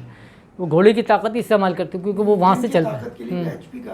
ہاں، ایچ پی کا. تو یہ طاقتیں، یہ ساری باتیں ساری نکلی کہاں سے، اسلام کے خاصے سے نکلی. مگر اسلام کو ہم نے اٹھا کر پس پش ڈالا کیونکہ یہ دجالیت کا کمال ہے. آج مطلب بظاہر تو ہم ہار گئے نا، دجالیت ہم پر غالب ہو گئی. اس نے ہماری اکنامکس پہ کنٹرول کر لیا، ہر چیز ہم سے چھین لی. آج ہمارے ذہن کو معوف کر کے ہم کو بھکاری بنایا کہ ہر جگہ ہم جا کر صرف یہ سوچتے ہیں کہ ڈسکاؤنٹ کا ملتا ہے. کیونکہ یہ ڈسکاؤنٹ کا کلچر جب پیدا ہوا تو میں جب بیٹھتا ہوں کسی بھی جگہ پر تو سب سے پہلے جو سوال کرتا ہوں کہ مجھے کیا ملے گا. بنا دیا آپ کو بھکاری. آپ وہ بھلے بولتے رہو کہ جی میری جو عزت تھی، جو میری غیرت تھی وہ ختم ہو گیا. اسی طریقے سے آپ مطلب کس محاذ پہ جاؤ، ہم اپنی بات کریں کہ ہمارے والد صاحب بہت سخت تھے نا مزاج کے، کہ کوئی گانا نہیں چلے گا، کوئی فلم یہ وہ اس طرح کا کوئی کانسیپٹ نہیں، کوئی ٹی وی نہیں، کچھ بھی نہیں. یعنی ایون ہمیں انگریزی کی تعلیم بھی حاصل کرنے نہیں دی. کہا کہ انگریزوں کی تعلیم میں آپ فرماتے تھے کہ نہیں وہ وقت آئے گا کہ قرآن وہ عربی جو ہے نا وہ انٹرنیشنل لینگویج ہوگی تو عربی سیکھو. اتنا سخت تھے. تو یعنی ہم کالج میں بھی آ گئے تب بھی جو ہے وہ پریکٹیکل لائف میں آیا تب ہمیں بڑی پرابلم ہونے لگی، تب تک عربی نہ آ سکی. تو اب وہ اتنی سختی تو رہی، لیکن پھر کیا ہوا جب ہماری بھانجیاں جب یہ پیدا ہوئے، بڑے ہوئے، اب یہ اسکول جانے لگے. اب کیا وہ گورنمنٹ کا اسکول کا ختم ہو گیا، گورنمنٹ والا کانسیپٹ بھی ختم ہو گیا تھا کیونکہ گورنمنٹ کے اسکول کا بیڑا غرق ہو گیا. اب بچے جا رہے ہیں تو کس میں جا رہے ہیں جی، فلاں اسکول میں جا رہے ہیں. اب اسکول میں جا رہے ہیں تو کس میں جائیں گے، وین میں جا رہے ہیں. کسی نہ کسی وین میں آپ اس کو بھیج رہے ہو. اب جس وین میں بھی آپ ڈال کر بھیجتے ہو تو اس وین کے اندر جو ہے نا وہ LCD لگی ہوئی. مطلب ہم خود ہمیں یہ مطلب کیا کہتے ہیں کہ آدمی سر پکڑ لے گا کہ وہ جس وین میں بھی بیٹھا ہو آپ تو اس کی LCD چل رہی ہے اور وہ صبح صبح جو ہے نا وہ ناچ گانوں کے اس نے وہ لگائی ہوئی LCD چل رہی ہے. تو ہم اپنے والد صاحب سے یہی کہنے لگے کہ آپ نے تو اپنی کوشش کر لی بچانے کے لیے، اب کیسے بچائیں گے، آپ کس کو بچائیں گے، کیسے بچاؤ گے. کیونکہ اس نے ماحول آپ کا کر دیا ایسا کہ اب آپ ٹون و کرن کچھ بھی کر لو، آپ کو جانا ہے اس کے سسٹم میں. تو یہ اس کا کمال ہے کہ اس نے آپ کے اوپر غلبہ پا لیا. اب کون کہہ سکتا ہے کہ میں سسٹم سے بچ گیا ہوں. کون مولوی صاحب ہیں وہ بھی کہتے ہیں کہ جی الحمدللہ ہم بچے ہوئے ہیں. شاذ و نادر کوئی اکت دکھ جس کو اللہ نے بچا لیا، مگر وہ مولوی صاحب کا بچہ یا بچی وہ بھی بیچارہ کسی برابر میں گھر میں جائے گا، خالہ کے گھر، ماموں کے گھر، چاچے کے گھر، وہاں بھی چل رہا ہوگا نا، کہاں تک بچے گا، نہیں بچا. لیکن بہرحال اللہ نے فرمایا کہ یریدون لیطفئوا نور اللہ بافواہہم واللہ متم نورہ ولو کرہ الکافرون ولو کرہ المشرکون. یہ چاہتے ہیں کہ اللہ کے نور کو اپنے منہ کی پھوکوں سے بجھا دیں، لیکن اللہ اپنے ارادے کو کر کے چھوڑے گا، بھلے کافروں کو برا لگے، بھلے مشرکوں کو برا لگے. تو جن کو جسا کرے وہ مکر ہو وہ مکر اللہ واللہ خیر الماکرین. مکر جو ہے تدبیریں جو ہیں وہ کافر بھی کر رہا ہے, مشرک بھی کر رہا ہے, مگر جو اللہ کی جو تدبیر ہے نا تو اس کے اندر کیا ہے, وہ بھلا خیر ہے, اس کے اندر بڑی بھلا ہے, کیونکہ وہ انسان کو سمجھ میں نہیں آتا. مگر اللہ جائے فَأَخَذْنَاهُمْ بَغْتَةً, اللہ فرماتا ہے کہ ہم ان کو پھر اچانک پکڑ لیتے ہیں. لیکن سوال یہ ہے کہ ہم سب کچھ اللہ پہ چھوڑ دیتے ہیں. کچھ اللہ نے ہمارے کو بھی تو کرنے کے لیے دیا تھا, ہم بھی تو اپنی آنکھیں کھولیں. کیوں ہم ابھی مطلب 20 احادیث ہیں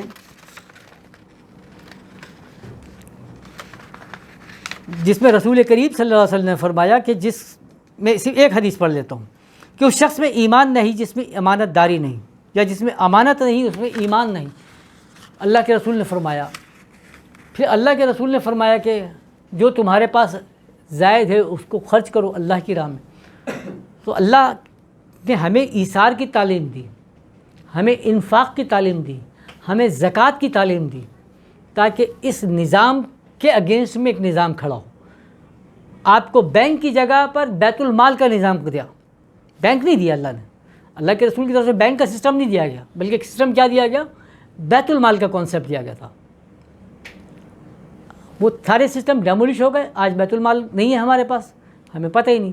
بیت المال کا کانسیپٹ میں دیکھو بڑی بات ہے نا, کیونکہ وہ بھکاری نہیں بناتا. بیت المال کبھی بھی بھکاری نہیں بناتا, اس لیے کہ مال دینے والے کو نہیں پتہ ہوتا کہ میں کس کو دے رہا ہوں, مال لینے والے کو نہیں پتہ ہوتا کہ میں نے کس سے لیا. آپ نے مال دیا سرکار کو, میں نے مال لیا سرکار سے, نہیں پتہ ہوتا.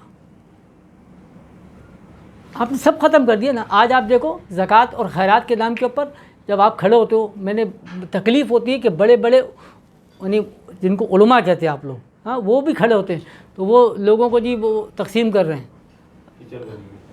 تصویریں بن رہی ہیں, راشن تقسیم کرے آ رہے ہیں.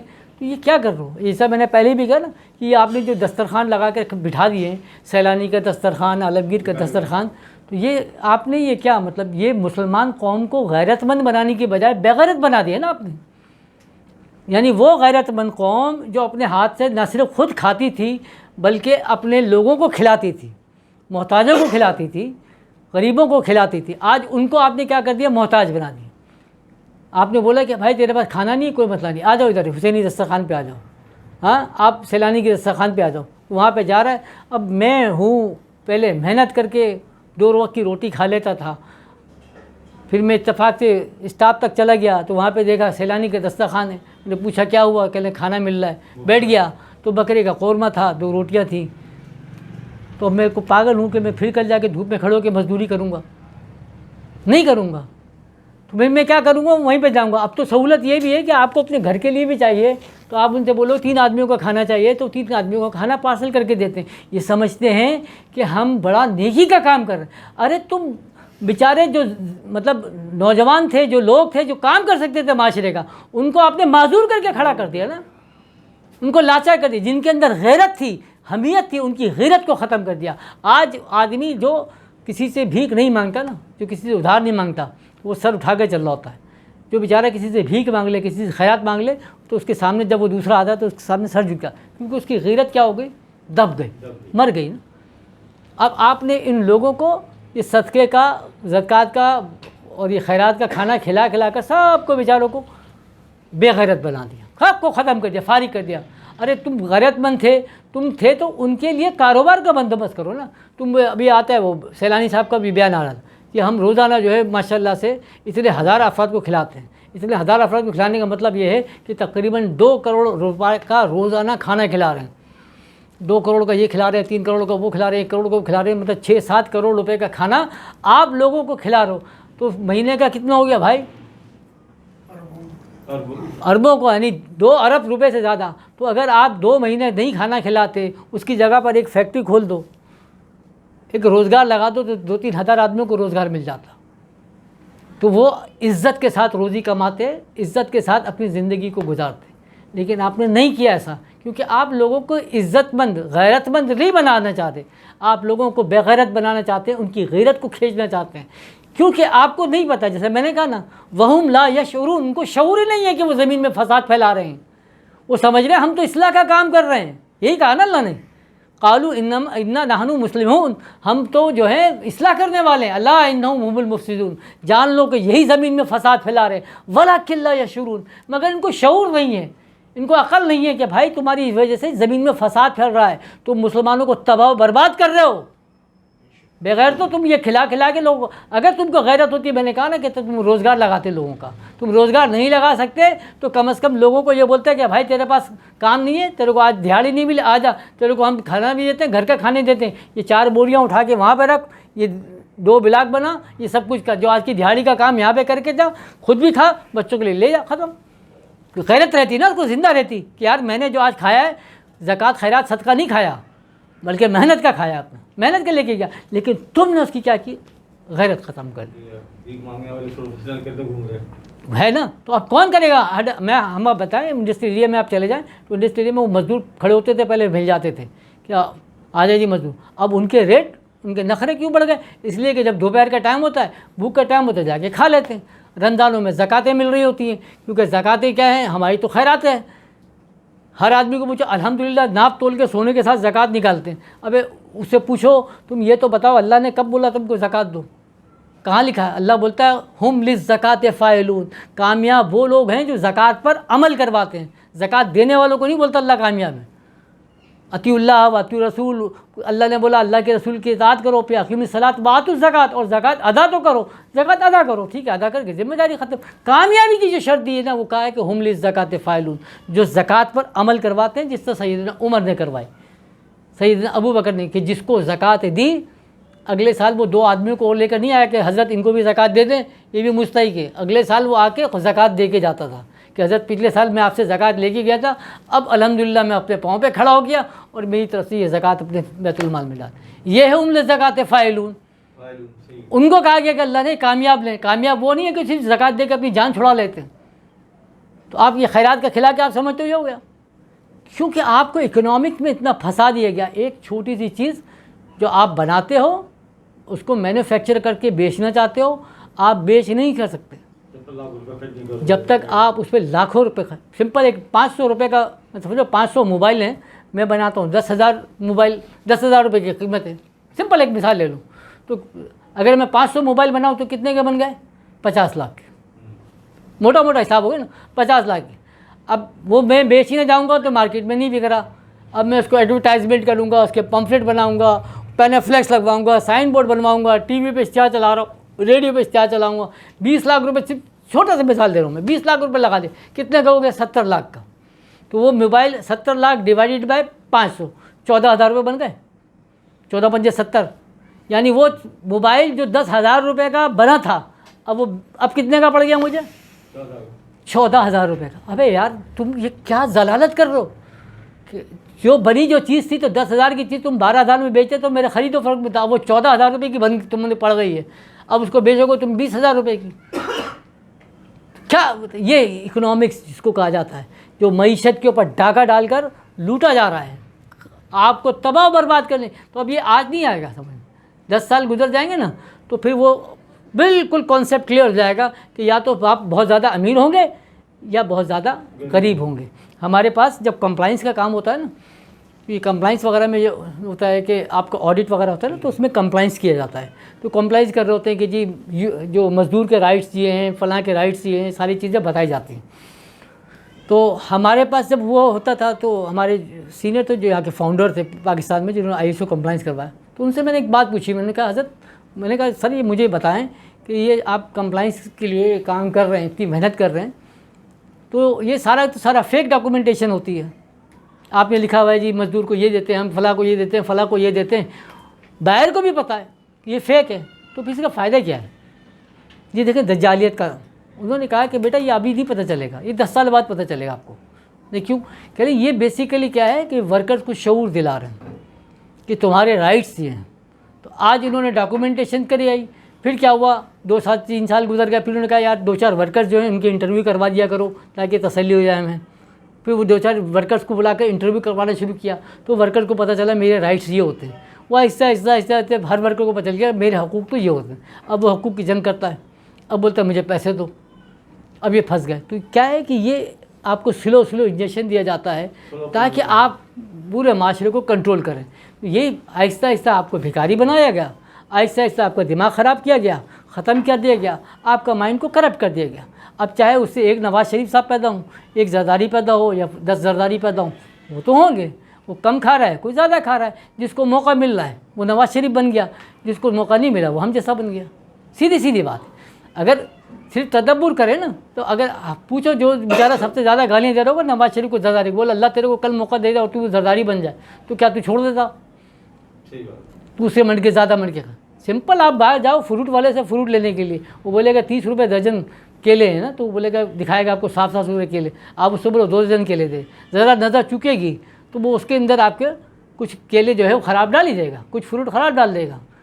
تو میں نے ایک فروٹ والا یہاں پہ کھڑا ہوتا تو میں نے یہ بولا، تو وہ گالی دیتا مشرف صاحب کو دوڑتا، تو بولا تھا یار مشرف ایسا ہے، مشرف وہ ہے، مشرف وہ ہے۔ تو میں نے کہا بھائی تو بھی تو اپنے ٹھیلے کا مشرف ہے، کل تجھ سے میں نے پوچھا تھا آم 70 روپے تو نے بتائے تھے صاف ستھرے آم کے، میں نے تجھ سے لے لیے، گھر پہ لے کے گیا تو اس میں اتنے خراب نکل آئے۔